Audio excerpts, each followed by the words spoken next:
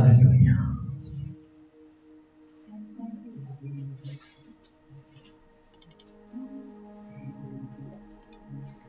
प्रभु की तारीफ हो, सर्वशक्तिमान यहोवा परमेश्वर के सामने इस समय है और प्रभु को धन्यवाद करते हैं कि परमेश्वर हमें समय दिया। सच में परमेश्वर अनुग्रह और करुणा का धनी है, जो परमेश्वर अपने लोगों के साथ निरंतर वफादार है।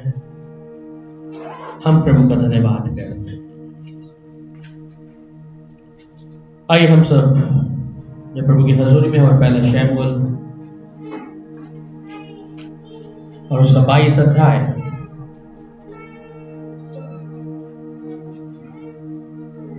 उसकी मैं चाहूंगा कि सिर्फ 20 आयत को पढ़ें और इसके विषय में हम जो बात करने जा रहे हैं, परमेश्वर के वचन को सीखने जा रहे हैं, दाऊद के विषय में है। खास विषय रहेगा आमोद के विषय में, जिसके बारे में आप जानते हैं। और यहाँ जो 20 आयत में लिखता है, वहां कहता है, परंतु अहीतूब के पुत्र अहीमेलेक का अब्यातार नाम का एक पुत्र बच निकला और दाऊद के पास भाग गया। इस वचन को जब पढ़ते हैं, यहाँ पर उस समय जब दाऊद अपने प्राण को बचा रहा था, भाग रहा था, और यहाँ पर अहीतूब के पुत्र अहीमेलेक का अब्यातार नाम का जो पुत्र, ये बच निकला उससे, शाऊल से। और जहां पर राजा दाऊद था, वहां पर ये व्यक्ति क्या कर रहा है, दाऊद के पास आता है।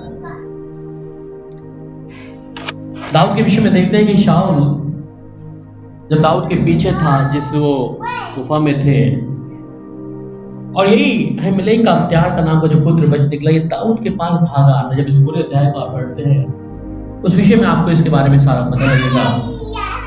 पर इस विषय में हम बात कर रहे हैं, यहाँ पर 22वें अध्याय में है याजकों का जो उन्होंने कत्ल कर दिया है शाऊल राजा ने।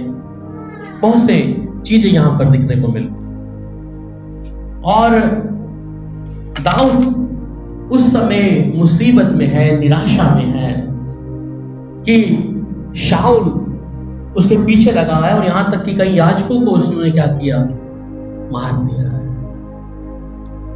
पर दाऊद एक भजन संहिता, अगर आप पढ़ते हैं 27, इसको हम पढ़ लेंगे पूरे को, भजन संहिता 27, यहां पर जब देखते हैं तो दाऊद इसको भजन को कह रहे हैं, हालांकि वो मुसीबत में है, तकलीफ में है। और जब भजन संहिता 27 पढ़ते हैं तो कोई भी से बुलंद आवाज में पढ़ के यहोवा परमेश्वर मेरी ज्योति और मेरा उद्धार है, मैं किससे डरूं? यहोवा मेरे जीवन का दृढ़ गढ़ ठहरा है, मैं किसका भय खाऊं? जब कुकर्मियों ने जो मुझे सताते और मुझी से बैर रखते थे, मुझे खा डालने के लिए मुझ पर चढ़ाई की, तब वे भी ठोकर खाकर गिर पड़े। चाहे सेना भी मेरे विरुद्ध छावनी डाले तो भी मैं ना डरूंगा, चाहे मेरे विरुद्ध लड़ाई बन जाए, दशा में की मैं खिलाफ मांगे निश्चित रहूंगा। एक बार मैंने यहोवा से मांगा है, उसी के यत्न में लगा रहूंगा कि मैं जीवन भर यहोवा के भवन में रहने पाऊं, जिससे यहोवा की मनोहरता पर दृष्टि लगाए रहूं और उसके मंदिर में ध्यान किया करूं, क्योंकि वह तो मुझे विपत्ति के दिन में अपने मंडप में छिपा रखेगा, अपने तंबू के गुप्त स्थान में वह मुझे छिपाएगा और चट्टान पर चढ़ाएगा।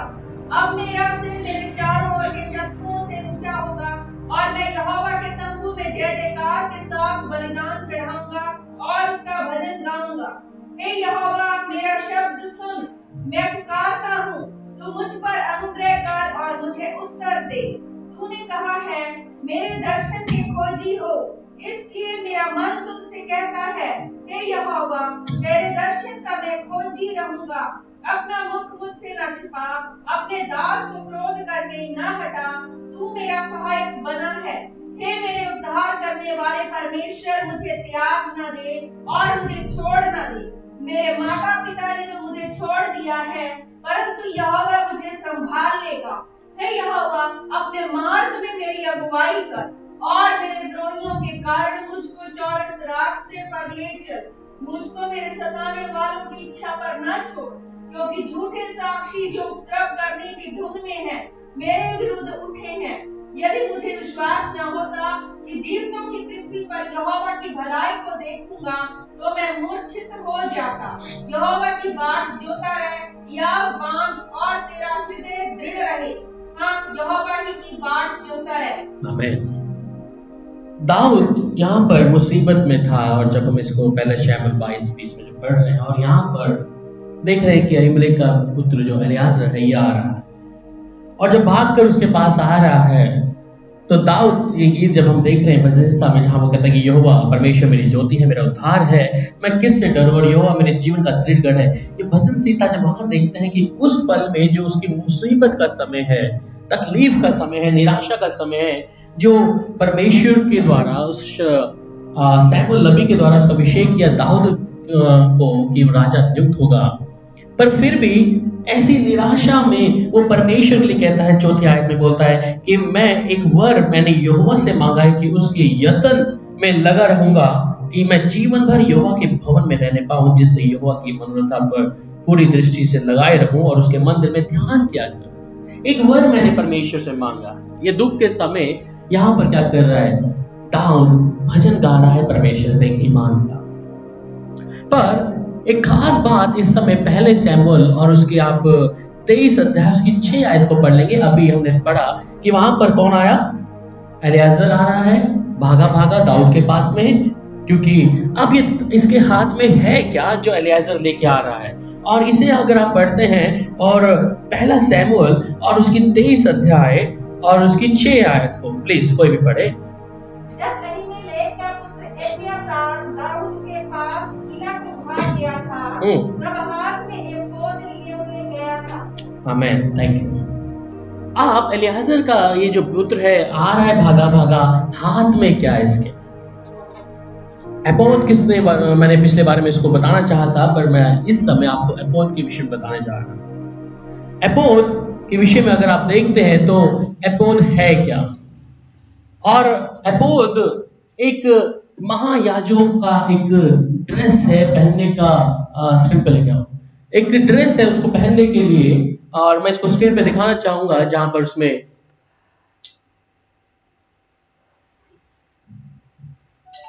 जो एपोद है उसके अंदर 12 पत्थर लगे हैं, और ये 12 पत्थर के साथ साथ 2 पत्थर उसके यहां पर है, जिसके विषय में आपको बता रहा हूं कि एपोद के अंदर 2 पत्थर थे, उरीम और तुमीम। उरीम और तुमीम ये याजकों का एक वस्त्र है जिसको वो लोग पहनते थे, और महायाजक के विषय में है। और ये एलीआजर जो आ रहा है यहाँ पर, अब्यातार दाऊद का पास किला को भाग गया और तब हाथ में एपोद लेके आ रहा है। इस एपोद की खासियत क्या है? ये एपोद जो उसने पहना है ऐसा करके, इसमें 2 पत्थर लगे हैं। ये 2 पत्थर जो है, और इनका नाम है उरीम और तुमीम। क्या नाम है? ये 2 पत्थरों के विषय के बारे में आज आपसे बात करूंगा। और ये एपोद के पत्थर एपोद के अंदर गड़े हुए हैं, जो परमेश्वर ने जब याजकों के लिए जो ड्रेस दिया, उस समय याजक लोग जब परमेश्वर से कुछ पूछना चाहते थे, परमेश्वर की बात को हाँ या ना में करते थे, ये जो उरीम और तुमीम जो 2 पत्थर हैं, अगर परमेश्वर की ओर से हाँ है तो उरीम जो पत्थर है उसमें लिखा है, बताता हूं मैं आपको कि ये 2 पत्थर यहाँ पे उरीम और तुमीम है। कि सफेद पत्थर जो अभी इसमें आप देखेंगे, और इस दूसरे पत्थर में व्हाइट में अगर परमेश्वर की ओर से हाँ है तो वो रोशनी उस पत्थर में ज्यादा हो जाएगी। दूसरा पत्थर है तुमीम, जिसके विषय में काला पत्थर है, और ये याजकों स्थान में यहाँ पे लगा हुआ है। ये सब किसके अंदर है? किसके अंदर है? एपोद के अंदर। एपोद के विषय में ये एक याजकीय वस्त्र है, और दाऊद इस समय आनंद कर रहा है। खुशी क्यों कर रहा है मालूम है? क्यों कर रहा है आनंद? क्योंकि एलीआजर क्या लेके आ रहा है? एपोद लेके आ रहा है। क्यों? कि ये परमेश्वर की इच्छा को क्या करे? जान पाए। और जब इसे आप पढ़ते हैं पहला शमूएल और उसका 23 अध्याय 1 से 2 तक ही हम लोग पढ़ेंगे। तब दाऊद को यह समाचार मिला कि फलिस्ती लोग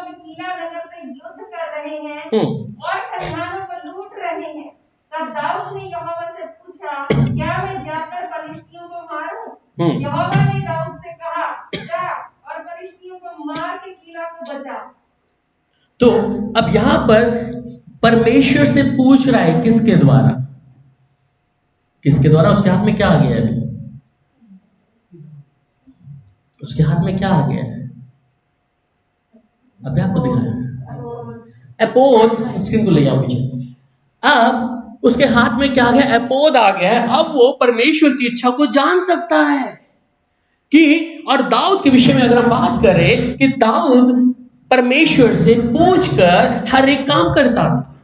और यहां पहली और दूसरी आयत में देखा है, वहां पे वो क्या कह रहा है कि दाऊद को यह समाचार मिला कि फलिस्ती लोग किला नगर से युद्ध कर रहे हैं और खलिहानों को लूट रहे हैं। तब दाऊद ने यहोवा से पूछा कि मैं जाकर फिलिस्तियों को मारूं?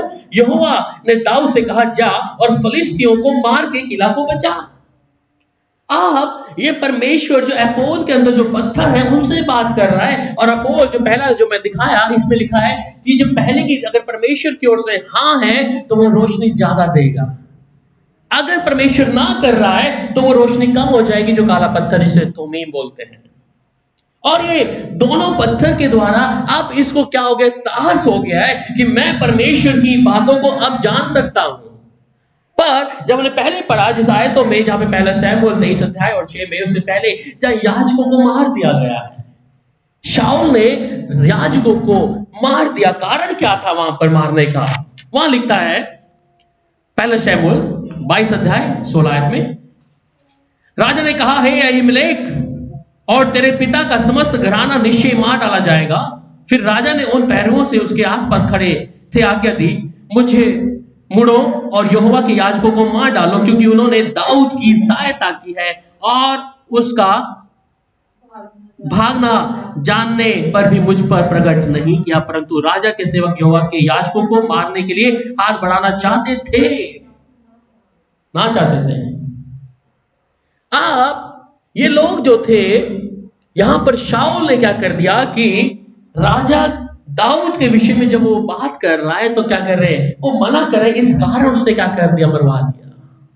इसलिए याजक के जो वस्त्र थे, जिसके विषय में हम लोग बात कर रहे हैं, यहां पर जब याजक के जो वस्त्र थे, ये लोग याजक जब जाते थे तो परमेश्वर की इच्छा को जान पाते थे। उस समय याजकों से परमेश्वर सीधी बात नहीं किया, परंतु ये एपोद जो परमेश्वर ने उनको बोला कि 12 पत्थर, जिनके विषय में हमने देखा है अभी कि 12 पत्थर के विषय में है, जो 12 पत्थर उनके शरीर में थे और एपोद के अंदर थे। परमेश्वर इसके द्वारा याजकों के द्वारा बात करता था लोगों को बताने के लिए। अब अथॉरिटी आ गई दाऊद के हाथ में। जब एलियाजर लेके आ रहा है, क्या एपोद लेके आ रहा है, आनंद से भर गया, खुशी से भर गया कि अब मैं परमेश्वर की इच्छा को जान पाऊंगा, मैं परमेश्वर की बात को जान पाऊंगा, मैं परमेश्वर जो मेरे विषय में कहता है उसे जान पाऊंगा। कि वहां पर युद्ध के लिए मैंने जाना है तो परमेश्वर पूछ लूं मैं एक बार। और परमेश्वर ने क्या कहा कि जा, तू जा। और कहा दाऊद ने यहोवा से पूछा कि मैं जाकर फिलिस्तियों को मारूं, और यहोवा ने दाऊद से कहा, जा और फिलिस्तियों को मार के किला को बचा ले। यहां दाऊद किस तरीके से बात करे इस एपोद के द्वारा, और एपोद के विषय में थोड़ा सा और बारीकी से जाऊंगा। ये एक पूछने का चिन्ह था उस समय पर, जो परमेश्वर के याजक लोग पूछते थे, दाऊद पूछता परमेश्वर के लिए। और जब उरीम का मतलब अगर आप पढ़ते हैं, उरीम जो इब्रानी भाषा में कहता है अल्फिया, अल्फिया का मतलब है कि उस सब की रोशनी, उस सब की रोशनी। जो पहला पत्थर जिसके विषय में हमने देखा अभी, और ये कहता है कि जो पहला पत्थर है उसको नाम है अल्फिया, और अल्फिया का मतलब है उस सब की रोशनी। उस सब की रोशनी मतलब परमेश्वर की ओर से चिन्ह है, वो रोशनी है हाँ में। पर उसके बाद दूसरा जो तौहीम है वो है तावा। इसका मतलब है पूर्णता और संपूर्ण समृद्धि इस काले पत्थर के विषय में। और अगर इसकी रोशनी घट रही है और भी घट रहा है, वो ऐसा हो जाएगा, तो इसका मतलब है परमेश्वर उसको इजाजत नहीं दे रहा। आज मैं और आप अगर देखें, हमारे पास शायद उरीम और तौमीम नहीं है, हमारे पास शायद वो एपोद भी नहीं है, हमारे पास उससे बढ़कर सर्वशक्तिमान परमेश्वर है।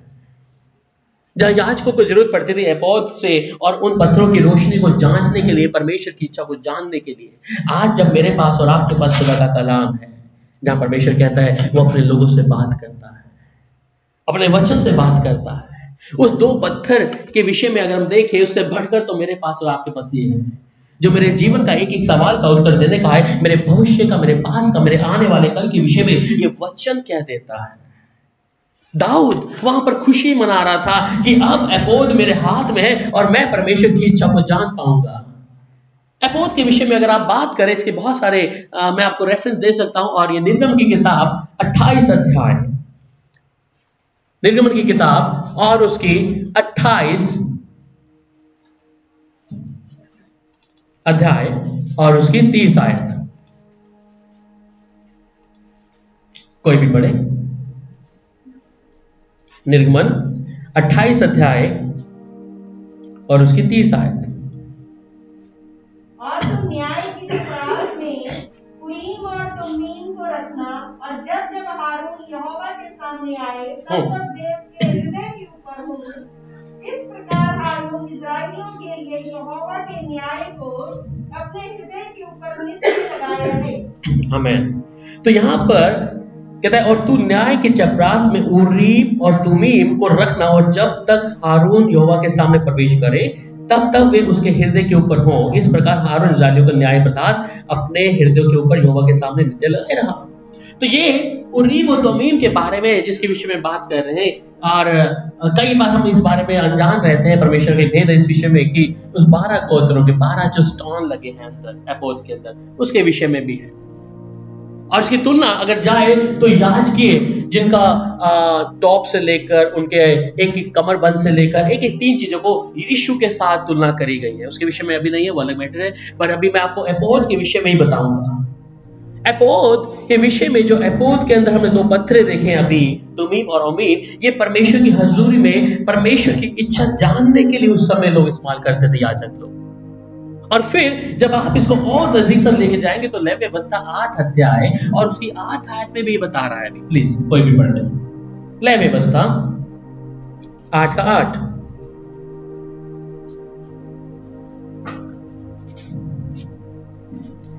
मैं थोड़ा उरीम और तुमीम के विषय बता रहा हूं, उसको हम बात करेंगे जी। और उसने चपरास लगाकर चपरास में उरीम और तुमीम रख दिए। जी हाँ, तो अब ये उरीम और तुमीम जो खास एक जो स्टोन है उसके विषय में बात कर रहे हैं कि परमेश्वर की इच्छा या परमेश्वर कैसे अपने लोगों से बात करता था।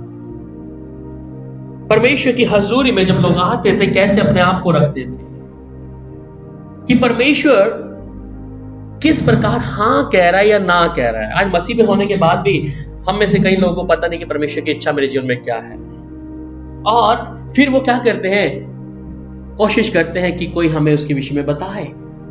परमेश्वर मेरे भविष्य के बारे में क्यों, आपको मालूम है परमेश्वर क्यों नहीं आपको भविष्य की बातें आपको बता दी है। पहले आपके जीवन में क्या होगा, आपका जीवन कितने दिन का है, आपके जीवन में क्या होगा, आपको मालूम है क्यों परमेश्वर ने आपको वंचित रखा है चीजों से?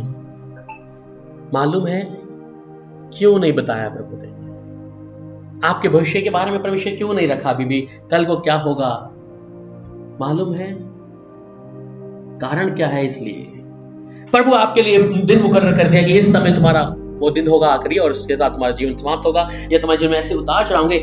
आप जितने भी विश्वासी हो, आप उन बातों को सुनकर क्या करेंगे? भयभीत हो जाएंगे। और भयभीत होने के बाद आप जितनी भी अपने आप को परमेश्वर के सामने, प्रभु मैं विश्वासी हूं, तेरे पर विश्वास करता हूं, पर जब आपको परमेश्वर उन विषयों के बारे में बताएगा, आप क्या करेंगे? आपका मन उदास हो जाएगा। आप उस चिंता के विषय में पहले ही चिंता करना आरंभ कर देंगे। उस विषय में जो आपके साथ घटने वाला है, होने वाला है, आपको वो चिंता आपके दिलो दिमाग में कब्जा कर लेगी। इसलिए परमेश्वर ने उन बातों को अभी तक मेरे और आपके जीवन में प्रकट नहीं किया, बताया नहीं है, कि हम उस भय को के साथ जीवन कहीं बिताना शुरू कर दें। हम प्रभु की हजूरी में बैठे, इसलिए परमेश्वर ने हमारे आप को क्या कर दिया है? उन आने वाली बातों को प्रकट नहीं किया है हमारे जीवन में।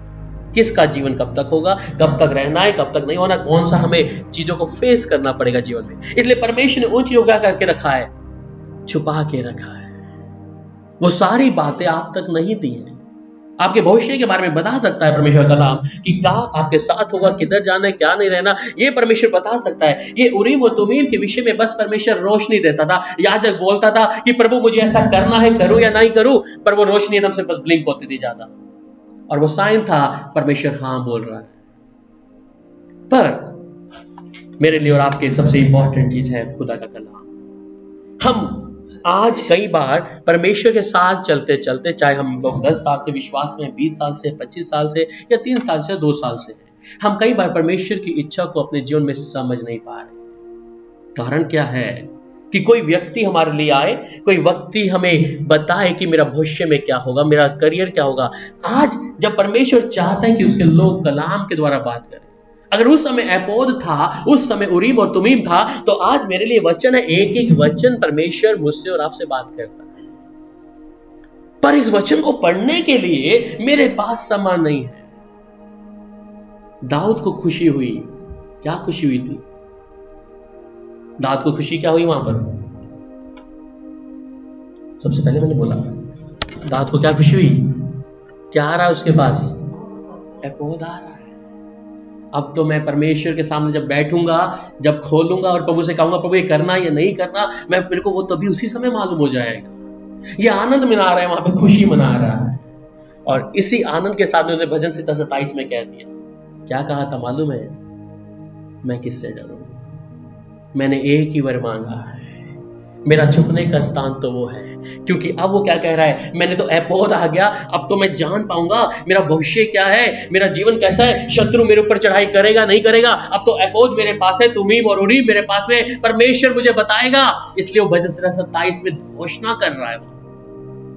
और मैं और आप, बहुत से पासवान हमारे पास में है, बहुत सी फोन लाइन हमारे पास में। किसी पास्टर को आजकल लाइन दो, बता दें, हाँ जी सर मेरा भविष्य के बारे में बताइए, कल क्या होने वाला है, बता देंगे आपको पासवान। बहुत सारे नबी उठ गए हैं, बड़ी प्रॉफिट्स हैं आपके, बस एक कॉल करिए, बस नंबर दे देंगे, आप बता देंगे आपको। ये क्यों खुश हो रहा है? इस संसार का बनाने वाला परमेश्वर का वो एपोद, जिससे परमेश्वर मुझसे बात करने वाला है, अब उसे भरोसा हो गया है कि परमेश्वर मेरे लिए जो भी योजना बनाया वो मेरे भले के लिए होगा। अब मैं तो उससे बढ़कर हूं। आप दाऊद से बढ़कर है क्या? नहीं है? बोलिए, बढ़कर है। क्यों है? परमेश्वर मुझे और आपको बेटा बेटी बनाता है। स्वर्ग की पूरी ताकतें संसार के अंदर जो कब्जा करके बैठी है, स्वर्ग की तमाम स्वर्गदूत, स्वर्ग के तमाम सेना मेरे और आपके साथ में, पवित्र आत्मा मेरे साथ में। उस समय एपोद का काम ले रहे थे, आज पवित्र आत्मा मेरे और आपके साथ में। हमें क्या निर्णय लेना है? हम पवित्र आत्मा के हुजूर में बैठते नहीं है। हम इंतजार करते हैं कोई पासवान मेरे लिए कुछ भविष्यवाणी कर देगा तो शायद मुझे पता लग जाएगा। किसी बहन को बोलेंगे भविष्यवाणी करने के लिए, किसी भाई को बोलेंगे। अरे वो परमेश्वर जिसने एपोद से बढ़कर उरीम और तुमीम का सारा यहाँ पे लेखा जोखा दे दिया है, इससे मैं बात नहीं करता। इतना बड़ा परमेश्वर ने मेरे लिए सब कुछ मुहैया करा दिया है और मैं उसके लिए बिल्कुल भी क्या हूं, समय नहीं निकाल रहा। मैं उस परमेश्वर के वचन को पढ़ने के लिए यहां पर उसके लिए मैं समय या उसकी बातों को सुनकर अनजान कर रहा हूं। और मैंने मन लगा लिया कथा और कहानियों के ऊपर कि कोई मेरे लिए बोलेगा, कोई मेरे लिए भविष्यवाणी करेगा, कोई मेरे जीवन के लिए अच्छे मार्ग के लिए प्रार्थना करेगा। नहीं, यह आनंद मना रहा था, पर हम उससे बढ़कर हैं। आज पवित्र आत्मा मेरे और आपके साथ में है। हर निर्णय लेने से पहले, हर चीज बताने से पहले, बोलने से पहले पवित्र आत्मा हमारे को जरूर बोलता है। याद रखिए, यह अब आपके ऊपर है कि हम कई बार उसकी धीमी आवाज को सुन नहीं पाते, या हम इंतजार कर रहे हैं एपोद की कि हमारे भी हाथ में कोई एपोद लग जाए, कोई 2 पत्थर लग जाए जिससे रोशनी बढ़ गई और प्रभु ये हम जाए क्या? नहीं, उस समय था। क्योंकि परमेश्वर ने याजकीय वस्त्र जब बनाए, वहां पर जब देख रहे हैं उनके जो याजकीय वस्त्र थे, तो उनको क्या किया, वहां पर याजकीय के हर एक चीज का महत्व था। उसकी टोपी से लेके उसके जो ब्रेस्टप्लेट्स है उसके विषय में, एपोद के बारे में है, उसकी जो कमर बंद है उसके विषय में, वहां पर सारी चीजें आपको दिखेगा वहां पर। क्यों? इसकी भी कोई ना कोई परमेश्वर ने बिना योजना के नहीं बनाया, उसको रखा है। जब उस समय पुराने नियम में उस गारमेंट्स, उसको जो हाई प्रीस्ट, जो महायाजक थे, उनका जो वस्त्र के विषय में बता सकता है, तो उस समय वो अपने याजकों से अपनी जो ड्रेस के ऊपर पहना था, जो स्टोन थे, उसके बारे में लोगों से बात करते थे। परंतु आज जब कलीसिया में हमारे पास परमेश्वर का वचन है और एक एक वचन परमेश्वर की आत्मा के द्वारा लिखा है, तीमुथियुस में कहता है कि मनुष्य ने नहीं लिखा है। तो आज मैं उस परमेश्वर की आवाज को अपने जीवन में क्या होने वाला है, इसलिए वहां पे जब दाऊद मुसीबत में था, निराशा में था, उसने अपनी निराशा को ऐसे नहीं जाने दिया। उसे मालूम था परमेश्वर मेरे साथ में है। और वो वहीं से लेकर, शुरुआत से लेकर, जब वो छोटी सी उम्र में था तब से लेकर बड़ा हुआ, तब तक वो परमेश्वर भरोसा बनाए रखा। कारण क्या था? कारण क्या था? प्रभु का अनुग्रह तो उसके ऊपर था ही, पर वो भी वफादार था। वो भी परमेश्वर के साथ में एक एक पल, एक एक चीज पूछ के कर रहा था। आपको मालूम है, वो भी योद्धाओं में उसका नाम आता है, दाऊद का भी। वो वीर योद्धा भी था, उसके पास बहुत सारे लोग थे, पर वो दाऊद एक वीर योद्धा ही था। पर ये चीज का उसने भरोसा दिखाया कि ओ मैं परमेश्वर से पूछ के करूंगा। जब उसने वहां पर 23 में देखा, वहां पर पहले शमूएल में परमेश्वर के सामने उसने पूछा कि प्रभु मैं करूं या ना करूं। वहां पे एजरा की किताब 2 अध्याय और उसकी 63 आयत। एजरा 2 का 63 आयत। और अधिपति ने उनसे कहा कि जब तक उरीम और तुमीम धारण करने वाला कोई याजक ना हो, तब तक कोई परम पवित्र वस्तु खाने ना पाए। अब यहां पर क्या कह रहा है कि जो अधिपति थे उनसे कहा कि जब तक उरीम तुमीम धारण करने वाला कोई याजक ना हो। इसका मतलब इसको धारण करने के लिए भी परमेश्वर की ओर से नियुक्त चाहिए। ये नहीं कि एपोत को कोई भी पहन लेगा, कोई भी याजक ले लेगा, अपनी इच्छा से रखेगा। क्योंकि ये भी, जिससे आपने मिलाप वाले तंबू के विषय में बात करी पिछले दिनों से, फिर उसके बाद हम वाचा के संदूक की बात किया। अब ये भी एक हिस्सा है, ये भी हिस्सा है कि इसको पहनने के लिए कोई ऐसा वैसा नहीं होगा। इसलिए मेरे अजीजों, ये खुदा का कलाम आपके सबके हाथ में है, पर इसका भेद सबके पास नहीं है। ऐसा है या नहीं है? बाइबल आपके पास में है, आपके पास स्टडी बाइबल, आपके पास बहुत सारी इसके जो बाइबल के अलग अलग चैप्टर्स हैं, अलग अलग चीजें हैं उसके विषय में। पिछले दिनों में मैं एक बहन से बात कर रहा था और बात आ रही थी हनोक की पुस्तक के बारे में। आपको मालूम है हनोक की पुस्तक जो बाइबल में नहीं है, बाहर आ गई है। You know that? जानते हैं हनोक की पुस्तक के बारे में? मालूम है बुक ऑफ हनोक? नहीं? ठीक है, इसको आप गूगल प्ले से डाउनलोड कर सकते हैं। पर कहने का मतलब है कि वो बाइबल के अंदर नहीं जोड़ी गई है।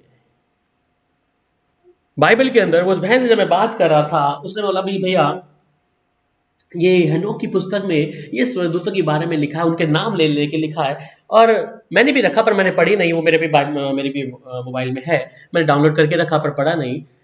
उसने जब पढ़ी तो कुछ नाम ऐसे थे जो स्वर्गदूतों के नाम थे, जो बाइबल के अनुसार मुझे नहीं मिले, बाइबल के अनुसार उसमें नहीं थे, पर वो उसको क्या कर रहे थे? पढ़ रहे थे।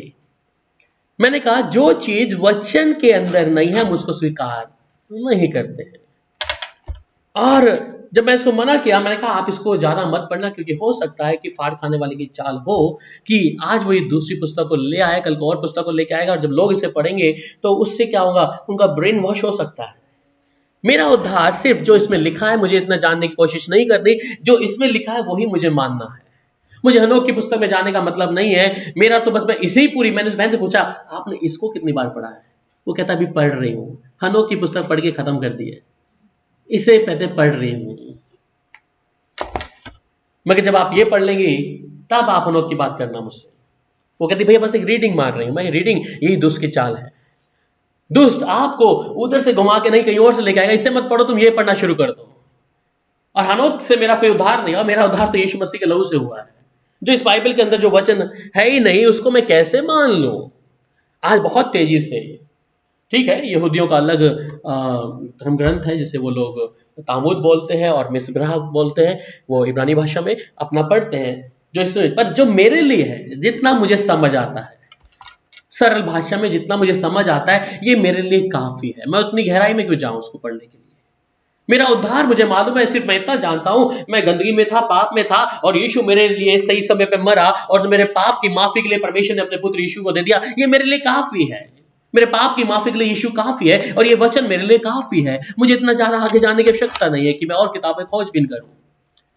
मेरे पास बहुत सारी किताबें पढ़ी हैं, सच बताऊं मैं आज तक पूरी नहीं पढ़ा।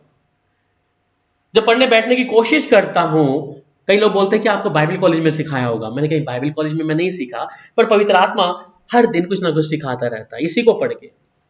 और मेरे पास इतनी सारी बुक्स पढ़ी है और मैं सोचा कि कभी इनको रीड करूंगा, कुछ ज्ञान मिलेगा ऐसी बातों से। फिर पवित्र आत्मा इस समय बोला, क्या इतना काफी नहीं है क्या?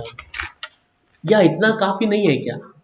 और आप विश्वास करें, मैं आज तक उन किताबों को नहीं पढ़ा, चाहे कितना भी बड़ा पास्टर का हो, कितना हो, मेरे लिए तो बस यही काफी है कि इससे द्वारा मेरे जीवन की जो बातें, मेरी गंदगी है जो नजर आती है इस बाइबल के द्वारा बस, और कैसे मेरे पाप की माफी मुझे मिली है, यीशु मुझे बताता है।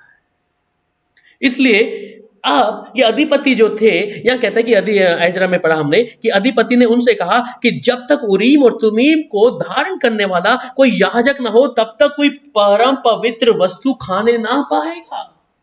इसका मतलब परमेश्वर की हर चीज, बनाई हुई चीजों के विषय में परमेश्वर ने, जैसा वाचा के संदूक के बारे में बात करें, वो भी परमेश्वर ने क्या बोला उसको, कि इसको किस तरीके से बनाना है, क्या क्या चीज उसके अंदर है। तो वहां पर जो चीज परमेश्वर के वचन के मुताबिक नहीं है उसको हम स्वीकार नहीं करेंगे, याद रखिएगा। जो परमेश्वर के वचन के मुताबिक चीज नहीं है उसको हम धारण नहीं कर सकते। इसलिए इस याजकीय एपोद को, जिसके अंदर उरीम और तुमीम में कहता है, फिर लय व्यवस्था 2:3 में भी कहता है वहां पर कि अन्न बलि में से जो बचा रहे हारून और उसके पुत्र का ठहरे या यहोवा के भवनों में से परम पवित्र वस्तु होंगी। तो अब वो सारा जो घराना आ रहा लेवी से, हारून के गोत्रों से निकलने के बाद में 12 गोत्र आ गए, फिर 12 गोत्र में से लेवी एक अलग चले गए, फिर कोरहिया नाम के लोग हैं जिन्होंने वाचा के संदूक को अपने कंधे पे उठाने की जो उनका काम था। तो यहाँ पर क्या है, ये परमेश्वर की जो पवित्रता का जो एक पूरा का पूरा जो कॉन्सेप्ट ऐसे चल रहा है पूरा, उसको परमेश्वर ने अंत समय तक बना के रखा है। और जब वो चीजें चली गई उसके बाद मेरे और आपके हाथ में खुदा का कलाम दे दिया है, अपना पुत्र प्रभु यीशु मसीह दे दिया है। अब मुझे परमेश्वर की इच्छा को जानने के लिए सिर्फ पवित्र आत्मा की हजूरी में बैठना है। किसी पासवान के पास जाकर ये पूछ के नहीं, आप मेरे भविष्य के बारे में बताएं, आप मेरे बच्चों के भविष्य में कितना पढ़ेगा, कौन से देश में जाएगा, ये मुझे पूछने की आवश्यकता नहीं है, क्योंकि मेरे लिए तो यिर्मयाह 29:11 ही काफी है। क्या है वो? यिर्मयाह 29:11।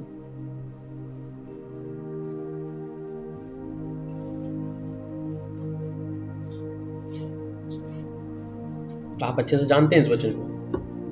यिर्मयाह 29:11, क्योंकि यहोवा की यह वाणी है, जो कल्पनाएं जी वे हानि की नहीं, वे कुशलता की। हम कई बार पढ़ते हैं जी, और अंत में तुम्हारी आशा पूरी करूंगा। मेरे लिए काफी, मेरे लिए इतना काफी है। मुझे किसी व्यक्ति के पूछने की आवश्यकता नहीं, क्योंकि परमेश्वर जो योजना मेरे लिए बना दी है उसमें कोई भी दखल अंदाजी नहीं कर सकता। आपके जीवन में अगर परमेश्वर ने कुछ भी योजना बनाई है, उसमें शत्रु कुछ भी आके करेगा, वो उसकी कोई भी चाल नहीं चलेगी। क्योंकि अगर आपका मन परमेश्वर के लिए सीधा है, और आपका वचन में बाइबल में लिखता है, वहां कहता है कि सीधे लोगों के साथ परमेश्वर निरंतर बना रहता है। जो सीधे लोग हैं, जो परमेश्वर का भय मानते हैं, और वो अपनी आत्मा के द्वारा अपने लोगों से बात करता है। इसलिए ये वचन, ये मेरे जीवन के लिए, वो कहता है ना कि मेरे मार्ग के लिए क्या है, मार्ग के लिए क्या है। भजन 119 क्या कहता है? 119 का 105, ज्योति और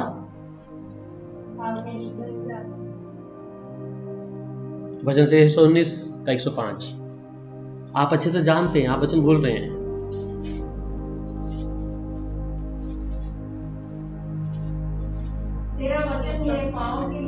तेरा वचन मेरे पाँव के लिए दीपक और मेरे मार्ग के लिए उजाला है। मतलब कि इसका क्या है? मेरे मार्ग के लिए, पाँव के लिए क्या है? दीपक है, रोशनी जल गई अभी।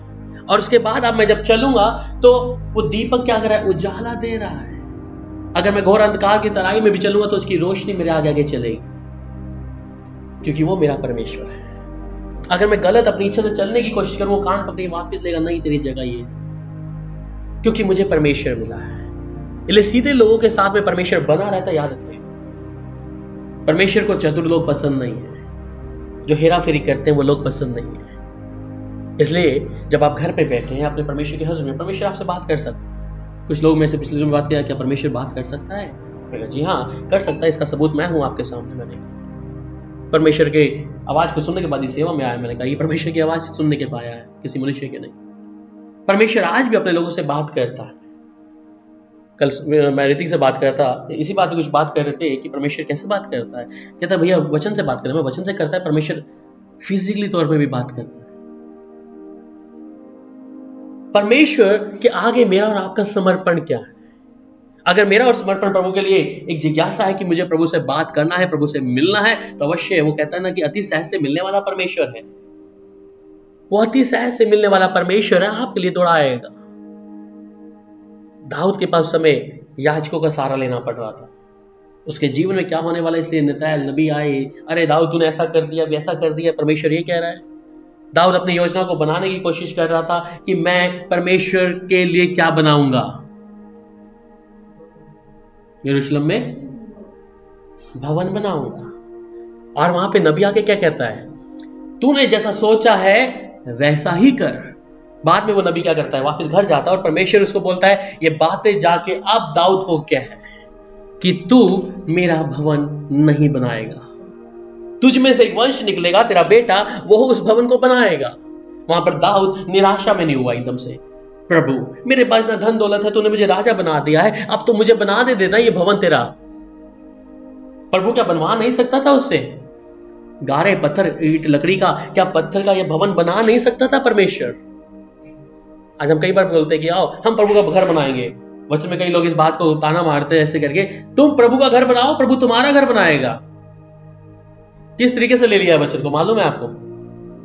कैसा ले लिया है? आप इंसान बना सकते हैं प्रभु का घर? बना सकते हैं? कोई है यहां पर इस संसार का अगर राजा भी होगा ना, उसकी औकात भी नहीं है परमेश्वर का घर बनाने की। याद रखिए, इस संसार का सारा धन आपके अकाउंट में होगा तो भी आपकी औकात नहीं है परमेश्वर के घर को बनाने के लिए। ये राजा दाऊद संपूर्ण था, समृद्धि इसके हाथ में थी, धन और दौलत भरा हुआ था, ये नहीं बना पाया। कितने राजा उसके अधिकार में थे। और वचन को कई लोग गलत कोट करते हैं और फिर आपको लूटते हैं। अरे तुम प्रभु का घर बनाओगे तो तुम्हारा घर बनेगा। इसका मतलब क्या है मालूम है? तुम इस भवन के अंदर जो भी चीजें चाहिए लेके आओ, घर को बनाओ, तुम्हारा घर बनाएगा परमेश्वर। इसलिए लोग क्या करते हैं, लाओ जी दो इनको दशमांश, लाओ इनको भेंट दो, प्रभु हमारा घर बनाएगा। कैसे लूट रहे हैं प्रभु? तुम प्रभु को नहीं लूट रहे भाई, तुम इंसान को लूट रहे हो। दाऊद जैसा परमेश्वर का भवन नहीं बना पाया तो मैं कहां बना पाऊंगा? बोल दिया दाऊद को, जाके बोल उस दाऊद को, तू मेरे साथ विश्वास योग्य चला, इसलिए मैं तेरे बेटे पर भी दया करूंगा, मैं उसका पिता ठहरूंगा।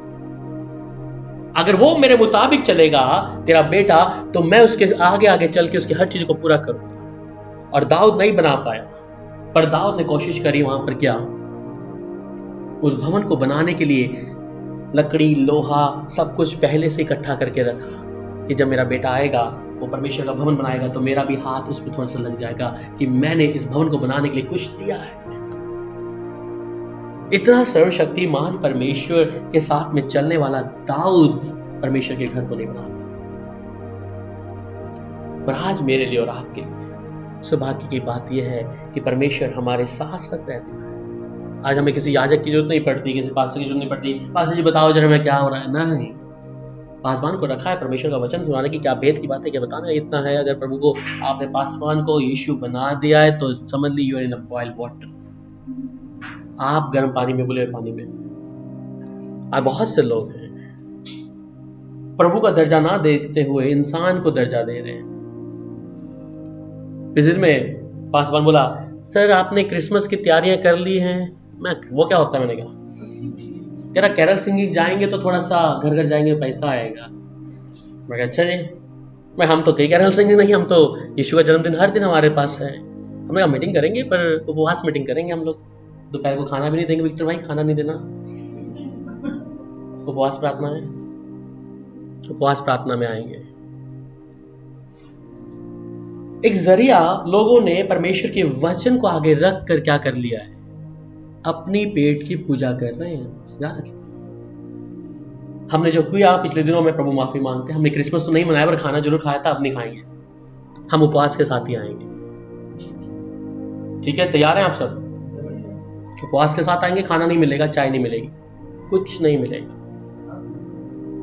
उसके बाद हम न्यू ईयर में पार्टी जरूर करेंगे, नया साल है, प्रभु ने सलामती दी, उसके लिए हम पार्टी करेंगे। पर क्रिसमस पे नहीं, उस दिन हमारा उपवास प्रार्थना रहेगा और प्रभु की हजूरी में, क्योंकि हम वचन मानने वाले लोग हैं, हम वचन में मिलावट नहीं, यही गवाही जाएगी लोगों के सामने। जब परमेश्वर उसको बोल रहा है कि तू भवन नहीं बनाना, उसने नहीं बनाया, बट सुलेमान के विषय में पढ़ते हैं तो वहां सुलेमान ने बनाया भवन, पर वचन को उसने तोड़ दिया। वचन ये भी कहता है कि आज्ञा ना मानने वालों के ऊपर क्या पड़ता है, परमेश्वर का दंड मानता है। याद रहे कि हम परमेश्वर के लोग हैं और परमेश्वर के चलने वाले लोग हैं। इस कलाम से ना आगे बढ़े ना पीछे आए, हम प्रभु के वचन में ही रहे। यही हमारे लिए एक रिवॉर्ड परमेश्वर ने रखा है। मैं क्यों आपको बता रहा हूं उस समय एपोद और तौहीन के बारे में, कि उस समय ऐसा था कि वो लोग बात करते थे परमेश्वर से इस तरीके से, पर मैं और आप उससे बढ़कर हैं। अभी उनको दो पत्थरों के द्वारा एक रोशनी आ रही है, कम हो रही है, ज्यादा हो रही है, उससे लग रहा था पता, पर अब तो हमारे पास पूरा वचन है, पवित्र आत्मा मेरे पास है। पवित्र आत्मा मुझे बता सकता है कि इस परमेश्वर की हजूर में कैसे बैठना है, प्रभु के साथ में कैसा चलना है, ये हमें पता है। अभी हम उससे बढ़कर हैं। हमें परमेश्वर के घर में पैदा होने का सौभाग्य मिला है। सही बताऊं, दाऊद को नहीं मिला होगा। दाऊद को बेटा नहीं बोला, सुलेमान को बोल दिया परमेश्वर कि मैं उसका पिता ठहरूंगा। दाऊद को नहीं बोला, सैमुअल नबी को नहीं बोला। मुझे और आपको परमेश्वर क्या बोलता है? बेटा और बेटी करके नाम लेकर पुकार के बोलता है। इसका मतलब मैं परमेश्वर के घर में मुझे आने का सौभाग्य मिला है, ले बालक पुत्र होने का दर्जा मुझे मिल गया है। वहां पे याजक के पास आना पड़ रहा था, याजक सर देखो जरा बताओ हमारी भेंट स्वीकार हुई क्या नहीं। अबे ऐसा नहीं है, अभी तो मुझे खुद परमेश्वर की हजूरी में बैठना है। प्रभु मेरा जीवन कैसा है, तेरे लिए ग्रैंड हो गया है कि नहीं? मुझे परमेश्वर से पूछने की आवश्यकता है।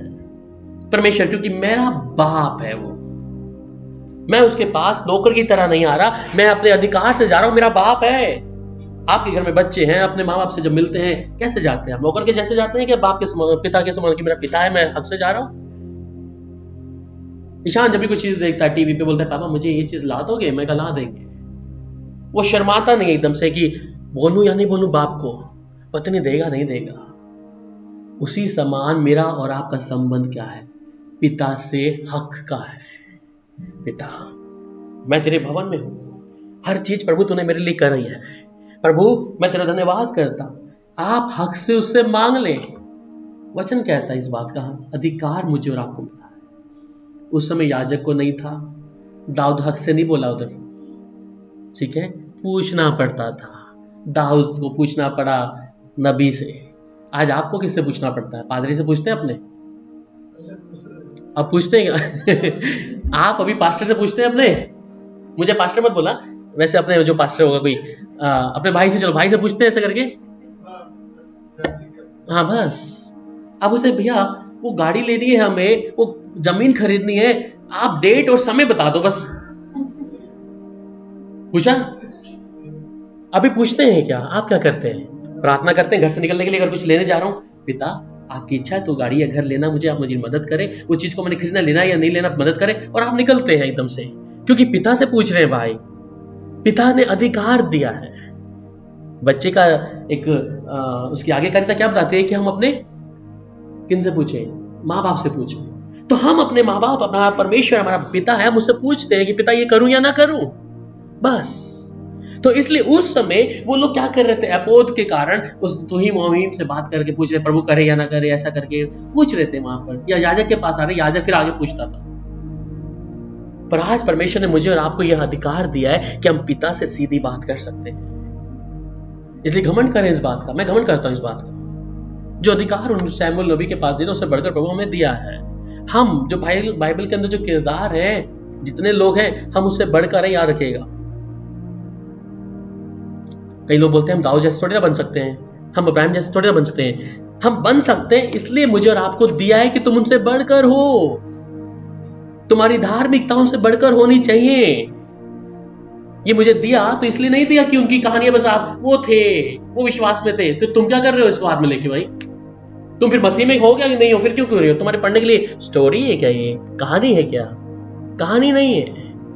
ये दिया परमेश्वर ने कि उनकी धार्मिकता इतनी थी, उनके कामों के अनुसार, उनके वचन मानने का, तुम इससे बढ़कर करो। नए नियम में लिखा है कि तुम्हें उससे बढ़कर करना है हर चीज। इन्होंने जो किया, तुम्हारा जीवन बढ़कर होना है। तुम्हारा विश्वास इतना था, इब्राहिम का विश्वास इतना था, तो तुम इससे बढ़कर करना है। इसलिए यीशु ने क्या कहा कि मैं अपने पिता के पास जा रहा हूं, तुम्हारे लिए साई भेज रहा हूं, और फिर ये भी कहा कि तुम मुझसे बढ़कर करोगे। क्यों कहा वहां पर चलो को? कि हमें अधिकार मिल रहा था परमेश्वर के बेटा बेटी होने का। परमेश्वर मुझे और आपको खास बुलाहट के लिए बुलाया है, और आप जो इस समय यहां पे बैठे, मेरा परिवार है, मैं बोलता हूं आप उन लोगों से बढ़कर हैं जो प्रभु के वचन को मानते, इन रीति रिवाजों में नहीं है।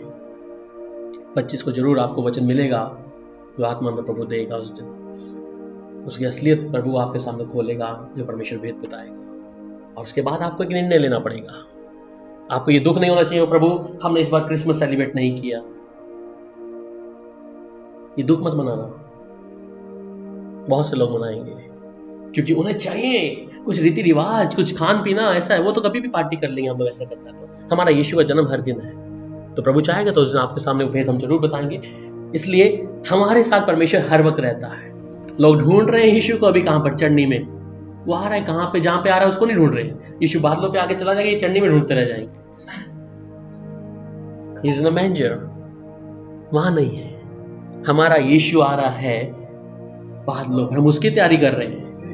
और दूसरे लोग, अरे चढ़नी में यीशु पैदा हुआ है, अभी छोटा होगा, फिर बड़ा होगा, फिर 30 साल की सेवा पूरी। अरे 30 साल की सेवा पूरी नहीं हो रही, वो भी ईस्टर आ जाएगा फिर अगले अप्रैल में। यीशु को क्रूसिफिकेशन कर देंगे फिर वो लोग। यीशु ऐसा है, हम इतने बड़े परमेश्वर के पुत्र यीशु की तुलना किसके साथ करती है?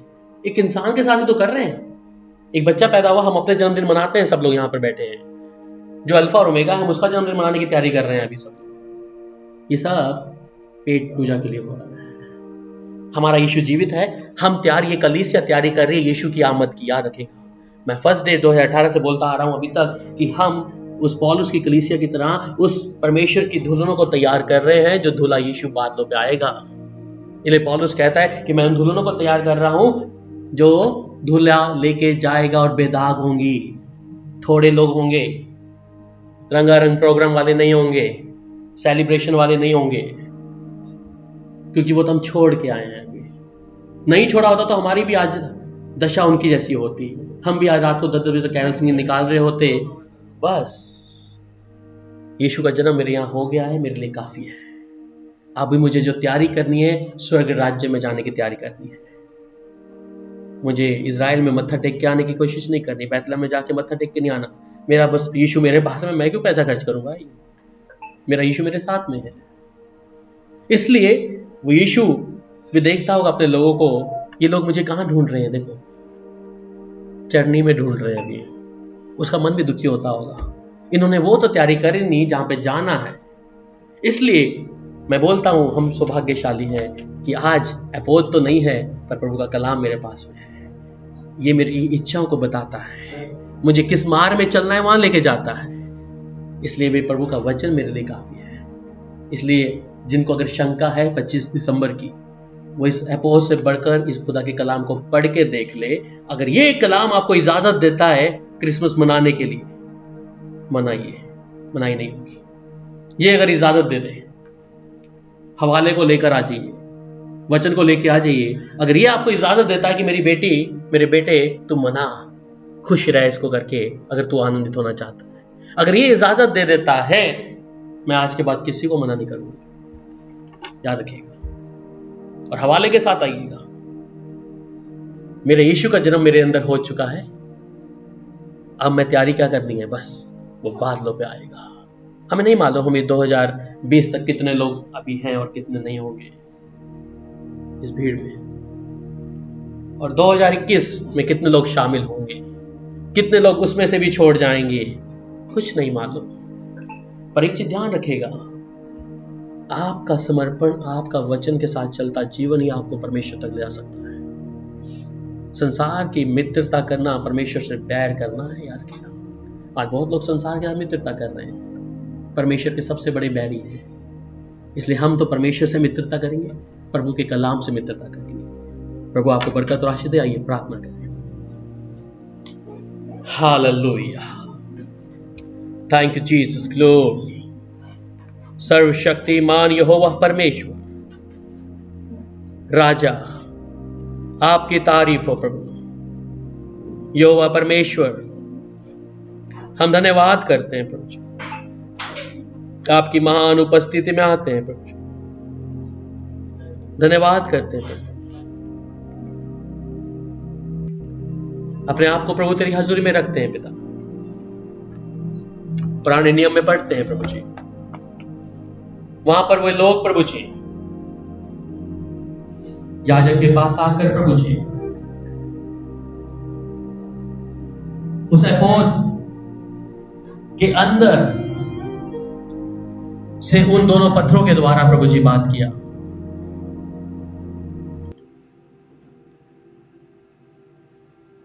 प्रभु जी कि परमेश्वर की इच्छा हां है या ना है। दाऊद आनंदित हुआ जब उसे लगा एलियाजर आ रहा है, एलियाजर के हाथ में एपोद है, एलियाजर एपोद हमारे हाथ में आ रहा है, जिससे हम परमेश्वर की इच्छा को पता करते जाएंगे, जिससे हम परमेश्वर की इच्छा को पता करते जाएंगे। पहले शैमुएल सुतेजन को कहता है, उसने परमेश्वर के सामने पूछा, उरीम और तुमीम उन दो पत्थरों को जब सामने रखा, उससे पूछा कि मैं उस युद्ध को लड़ने जाऊं या ना जाऊं, मैं उस युद्ध को लड़ने के लिए जाऊं या ना जाऊं। मेरे प्यारों, आज पवित्र आत्मा मेरे और आपके पास में है। सही और गलत का निर्णय लेने के लिए पवित्र आत्मा हमारी अगुवाई करता है। परमेश्वर हमें बताता है, हमारे साथ में रहता है। वो परमेश्वर क्यों नहीं आपके लिए और आज मेरे लिए उससे बढ़कर दिया है हर चीज। मुझे किसी इंसान से पूछने की आवश्यकता नहीं, किसी मनुष्य के ऊपर भरोसा रखने की आवश्यकता नहीं है। मैं तो सिर्फ स्वर्ग राज्य कि उस परमेश्वर से पूछूंगा, मैं उस सर्वशक्तिमान परमेश्वर से पूछूंगा जो मेरा रक्षक है, जो मेरा प्रभु है। आज निर्णय लेके जाएं, मुझे संसार चाहिए या संसार के अंदर की वो भीतरी चीजें, या प्रभु जिसमें संपूर्णता है, संपन्नता है। आज प्रभु आपके बीच में है। मेरे अजीजों, एक निर्णय लेके जाएं। आज शायद आपके पास एपोद ना होगा, आज शायद आपके पास उरीम और तुमीम नहीं होगी, पर उससे बढ़कर है, उससे बढ़कर मेरे पास है मेरा परमेश्वर, मेरा राजा, मेरा अनुग्रह करने वाला परमेश्वर, मेरा जीवित प्रभु। मैं उसके भवन में वास करूंगा। दाऊद राजा 27 वचन से हमें कहता है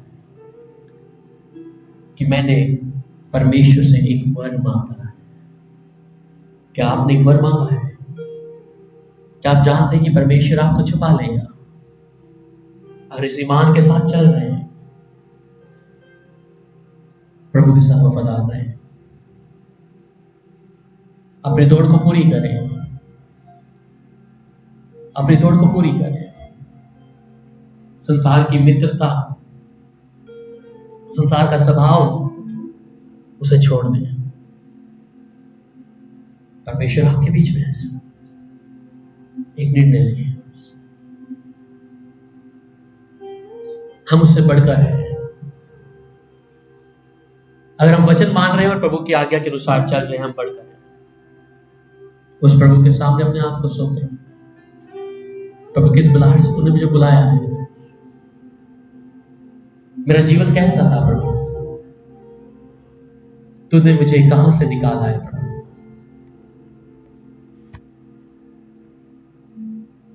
आज प्रभु आप पर दया करेगा, आपके जीवन पर दया करेगा।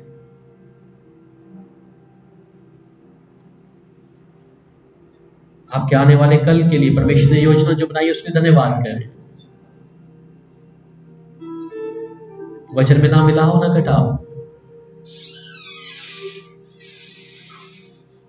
उसके अच्छे बेटा बेटी बन के जीवन व्यतीत करें। प्रभु की करुणा को देखेंगे। हालेलुया।